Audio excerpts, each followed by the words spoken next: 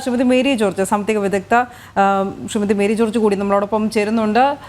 നമസ്തേ Shrimati Mary George. വീണ്ടും സാമ്പത്തിക പ്രതിസന്ധിയിലേക്ക് തന്നെയാണ് നമ്മൾ ഒരു സംവാദത്തിനായി അല്ലെങ്കിൽ ഒരു ചർച്ചയ്ക്കായി എടുത്തിരിക്കുന്നത്. അതിൽ ഏറ്റവും വലിയൊരു ആശങ്ക എന്നത് വീണ്ടും ട്രഷറി നിയന്ത്രണത്തിലേക്കാണോ സംസ്ഥാനം എന്നതാണ്. കാരണം ഓണം ഉത്സവ സീസൺ അടുത്തിരിക്കുകയാണ്. ഉത്സവ ബത്തയും ബോണസും നൽകാൻ പോലും സർക്കാരിന് ഖജനാവിൽ പണമില്ലാത്തൊരവസ്ഥ.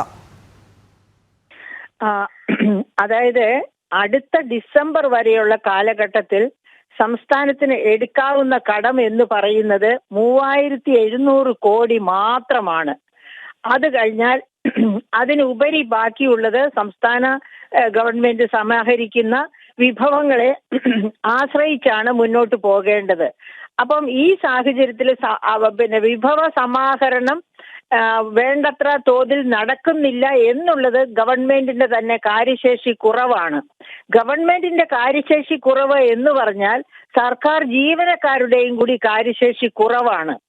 അപ്പൊ അതുകൊണ്ട് തന്നെ ഈ ഓണത്തിന് ഉത്സവ ബത്ത, ഓണം അഡ്വാൻസ് അങ്ങനെയുള്ള സഹായങ്ങളൊക്കെ ജീവനക്കാർക്ക് കൊടുക്കുന്നതിൽ നിന്ന് ഗവൺമെന്റ് വിട്ടുനിൽക്കുക. അത് ചോദിക്കാൻ അവർക്ക് അർഹതയുമില്ല, കൊടുക്കാൻ ഗവൺമെന്റിന് ഉത്തരവാദിത്വം ഉണ്ടാകരുത്. കാരണം അതിനേക്കാൾ വളരെ വലിയ ഉത്തരവാദിത്തങ്ങളാണ് 3 ഗ്രാമങ്ങൾ ഒലിച്ചുപോയ വയനാടിന് വേണ്ടി ചെയ്യേണ്ട ദുരന്ത നിവാരണം. അതുപോലെ തന്നെയാണ് ഇവിടുത്തെ പാവപ്പെട്ട മനുഷ്യർക്ക്, അതായത് സാമൂഹ്യ സുരക്ഷാ പെൻഷൻ, അത് തീർച്ചയായും കൊടുക്കണം. അത് ദരിദ്രർക്കാണ് കിട്ടിക്കൊണ്ടിരിക്കുന്നത്. അതുപോലെ തന്നെ സിവിൽ സപ്ലൈസ്, അതായത് സിവിൽ സപ്ലൈസ് ഔട്ട്ലെറ്റ് വഴി കൊടുക്കേണ്ട ഉൽപ്പന്നങ്ങൾ, ഗുണനിലവാരമുള്ള ഉൽപ്പന്നങ്ങൾ എവിടെ നിന്നെങ്കിലും ടെൻഡർ കിട്ടാത്തിടത്ത് നിന്ന് കിട്ടുന്ന സാധനമല്ല വാരിക്കോരി സപ്ലൈകോയിൽ എത്തിക്കേണ്ടത്. ടെൻഡർ അവർക്കുള്ള കുടിശ്ശികയൊക്കെ തീർത്തുകൊണ്ട് ഏറ്റവും നല്ല ഉൽപ്പന്നങ്ങൾ സിവിൽ സപ്ലൈസ് വഴി സാധാരണക്കാർക്ക് എത്തിച്ചേരുന്നതിന് സഹായകമായ രീതിയിൽ സിവിൽ സപ്ലൈസിനെ ശക്തിപ്പെടുത്തുക തിരുവോണം വരുന്നത് കൊണ്ട്. അങ്ങനെ അത്യാവശ്യ മേഖലകളിൽ മുൻഗണന അനുസരിച്ച് ഉള്ള പണം വിനിയോഗിക്കുകയാണ് ഇപ്പോൾ ഗവൺമെന്റ് ചെയ്യേണ്ടത്. അതല്ലാതെ നല്ല ശമ്പളവും എല്ലാം കിട്ടിക്കൊണ്ടിരിക്കുന്ന സാധാരണ ജീവിതം നയിക്കുന്ന സർക്കാർ ജീവനക്കാർക്ക് ഓണം അഡ്വാൻസ് ഒന്നും കൊടുക്കുകയില്ല. ഇതിനൊരു മറുവശം ചിന്തിക്കാനുണ്ട്.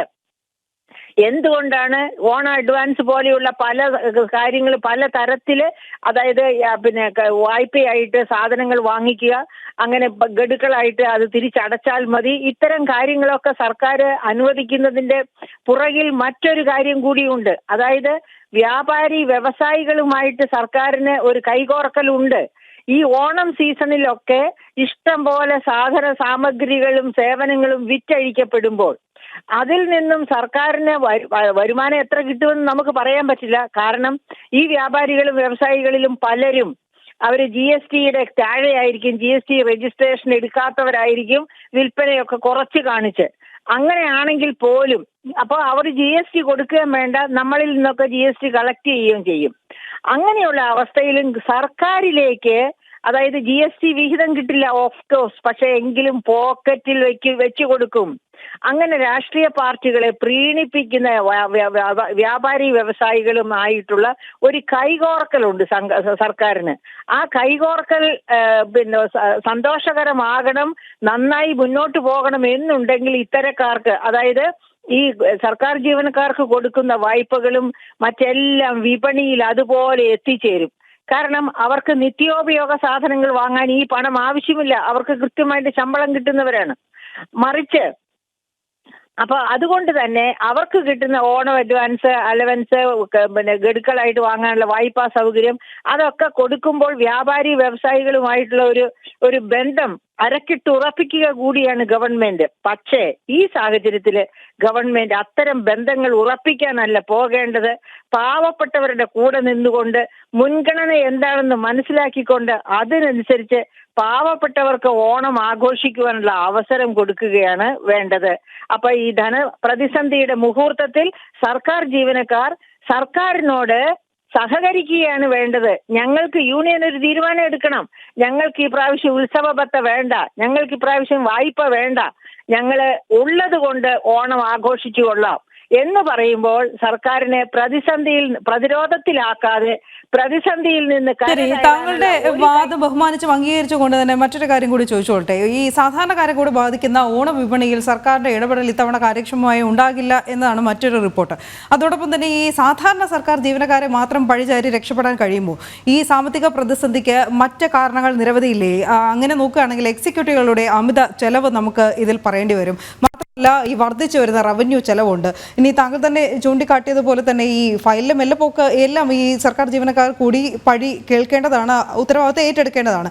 അങ്ങനെയാണെങ്കിൽ കൂടി ഈ വിഭവ സമാഹരണത്തിന്റെ കാര്യം അപ്രകാരം തന്നെ. പക്ഷെ വരുമാനത്തിന്റെ ഈ മോശം ശേഖരണം, അതോടൊപ്പം തന്നെ വിനിയോഗം, ഇനി മറ്റ് പ്രധാന ഘടകങ്ങൾ, ഇതെല്ലാം അപ്പോൾ ഈ ഉത്തരവാദിത്വം സംസ്ഥാന സർക്കാർ ജീവനക്കാർ, സാധാരണക്കാരായ ജീവനക്കാരിൽ മാത്രം നിക്ഷിപ്തമാണ് എന്ന് പറയാൻ കഴിയുമോ?